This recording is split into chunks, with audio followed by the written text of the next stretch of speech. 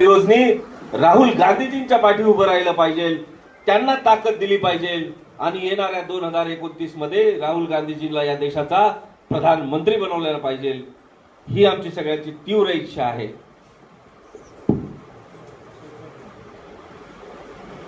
त्यांच्या डोळ्यावर पट्टी काढण्याचं काम आज काँग्रेस पक्ष या ठिकाणी करणार आहे आणि माझे जयंती भाऊबंद जे आहेत ते नक्कीच या गोष्टीकडे लक्ष देतील. मोठा भाऊ म्हणून मी त्यांना हाक देत आहे की त्यांनी यावेळेस कुठल्याही प्रकारची पट्टी आपल्या डोळ्यावर बांधू नये आणि म्हणून मी आता या ठिकाणी त्यांच्या डोळ्यावरची पट्टी काढण्याचं काम आम्ही सगळे करणार आहोत.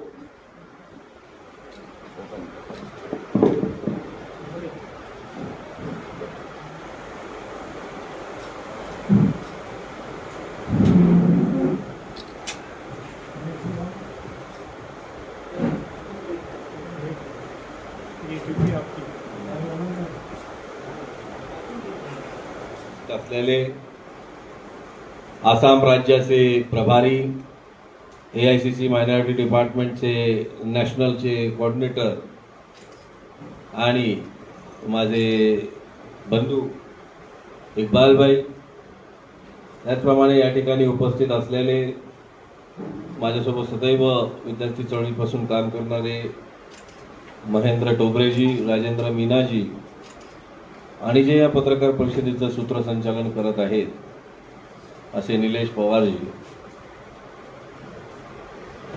माझ्यासाठी आजचा दिवस जो आहे हा अतिशय मोठा दिवस आहे, कारण गेल्याच आठवड्यामध्ये आम्ही नवी दिल्ली इथे होतो. नवी दिल्लीला असताना मायनॉरिटी डिपार्टमेंटची राष्ट्रीय बैठक झाली. या बैठकीचे मायनॉरिटी डिपार्टमेंट अल्पसंख्याक विभागाचे राष्ट्रीय अध्यक्ष संपूर्ण देशाला माहिती आहेत आणि आज जे अल्पसंख्याकांचे आधारस्तंभ झालेले आहेत असे इम्रान प्रतापगडीजी खासदार साहेब, त्यांनी माझी नियुक्ती जी आहे ही नियुक्ती राष्ट्रीय संयोजक म्हणून तसंच विदेशात देखील काम करण्याची संधी त्यांनी दिलेली आहे. राष्ट्रीय संयोजक बुद्धिस्ट कम्युनिटी असा पदभार माझ्याकडे दिलेला आहे आणि त्या अनुषंगाने मी कामालाही लागलेलो आहे. पण त्याआधी मला या ठिकाणी 2 जणांचे मनापासून आणि मनपूर्वक आभार व्यक्त करायचे आहेत. तुमच्या सगळ्यांच्या साक्षीने सन्माननीय राहुलजी गांधी साहेब, आदरणीय खरगे साहेब, त्याचप्रमाणे पक्षाचे राष्ट्रीय महासचिव जनरल सेक्रेटरी KC वेणुगोपाल साहेब,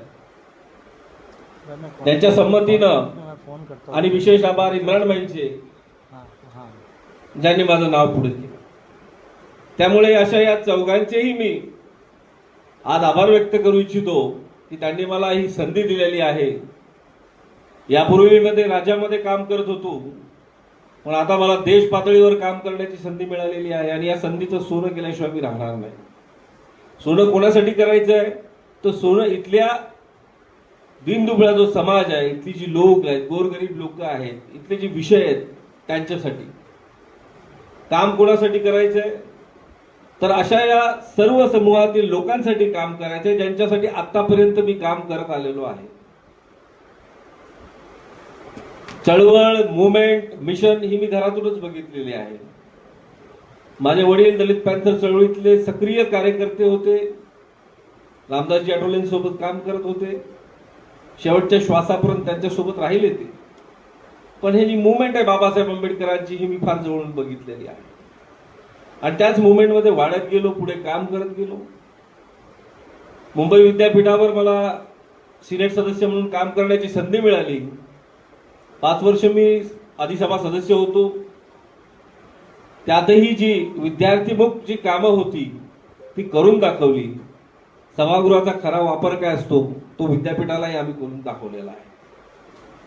हे सगळं होत असताना आता मेन समूहामध्ये जेव्हा काम करण्याची संधी आहे अनेक प्रश्न समाजामध्ये उद्भवलेले आहेत, जसं इक्बालभाईंनी सांगितलं. आणि वेळ खरंच फार वाईट चाललेला आहे.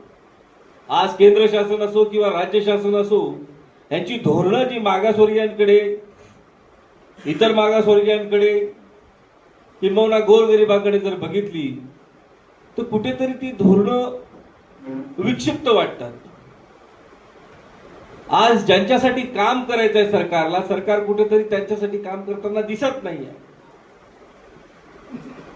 राहुल गांधीजी सातत्याने या गोष्टीला पुढे आणत आहे, केंद्र पातळीवर, राज्य पातळीवर, की काम कोणासाठी करायचंय, तर काम इथल्या लोकांसाठी करायचंय, सर्वसामान्यांसाठी करायचंय, पण ते होताना दिसत नाही. आज अन्याय अत्याचाराचे प्रमाण अनेकदा वाढले. दलितांवर होणारे अन्याय, विशिष्ट समूहांवर होणारे अन्याय, अत्याचार मोठ्या प्रमाणात वाढलेले आहेत. 2018चा आकडा जर घेतला आणि आता 2022चा जर आपण अट्रॉसिटीज आणि बाकीचे आकडे जर घेतले, 40% वाढ झालेली आहे. महिलांची सुरक्षितता घेऊन आपल्या सगळ्यांना ठाऊक आहे की अनेक प्रसंग अशी घडतायत की जी माणुसकीला काळीमा फासणारी आहे. त्या ठिकाणी सरकार कुठे आपल्याला जागरूक दिसत नाही. हे सगळं होत असताना सन्माननीय राहुल गांधीजी, इम्रान प्रतापगडीजी ही जे देशभरामध्ये आज आपल्यासाठी काम करत आहेत, इथल्या सर्वसामान्यांसाठी काम करत आहेत, संविधानाला वाचवण्याचा प्रयत्न करतायत, अशा याच्यामध्ये मला देखील त्यांच्यासोबत या संघर्षामध्ये सहभागी होण्याची एक संधी मिळालेली आहे. आणि त्याचीच कास धरून आम्ही पुढे देशभर हे काम करणार आहोत. महाराष्ट्राबद्दल बोलायचं झालं तर महाराष्ट्रामध्ये आपण अनेक प्रसंग बघितलेले आहेत. दलित समाजावर झालेला अन्याय, विशेषतः बौद्ध समाजावर झालेला अन्याय, आणि त्याचंच एक उदाहरण तुम्हाला जिवंत देतो. कल्याणमध्ये आता हल्ली काल 2 दिवसापूर्वी कल्याणच्या ठिकाणी जिथं बुद्धभूमी फाउंडेशन म्हणून मोठी 11-12 एकरच्या जागेवर बुद्धाचं विहार आहे, त्या विहाराला तोडण्याचा प्रयत्न सातत्याने शासनाकडून चाललेला आहे. आणि शासन आपल्याला सांगतंय की आम्ही तुमच्या बाजूने आहोत. ही कोणती बाजू आहे हे नेमकं लक्षात येत नाही.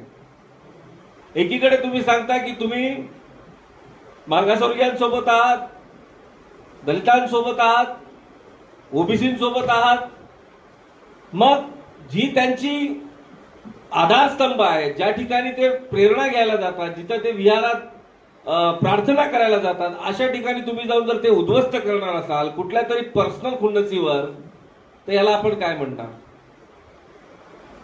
आणि आपल्या सगळ्यांना माहिती आहे कल्याण लोकसभेचं कोण कारभार बघत आहे. मला त्यांनाही विनंती करायची आहे की काल 2 दिवसापूर्वी मला बंतेजींनी माहिती दिली की त्या ठिकाणी येऊन मूर्ती हटवण्याचा प्रयत्न करण्यात आला. भीमा कोरेगावचा जो स्तंभ तिथे बनवला होता तो तोडण्यात आला. स्तूप जी बनवली होती ती हटवण्यात आली, कुठल्याही पद्धतीचं परमिशन न घेता. मग मला लक्षात आलं की कल्याणचे जे आयुक्त आहेत हे भारताचे नाही आहेत, हे तालिबानी आहेत, हे अफगाणिस्तानवरून आलेले आहेत. कारण बुद्ध मूर्ती तोडण्याचं काम आपल्याला सगळ्यांना लक्षात आहे अफगाणिस्तानमध्ये झालं होतं तालिबानच्या माध्यमातून. मग कदाचित त्यांचे हे चेले तर नाही. येणाऱ्या दिवसांमध्ये आमची सरकार ज्या वेळेस येईल त्यावेळेस कल्याणच्या आयुक्ताला याचा जबाब द्यावा लागेल. जो अन्याय अत्याचार आज बुद्ध समाजावर करण्यात येत आहे याचा जबाब कल्याणच्या आयुक्तांना द्यावा लागेल.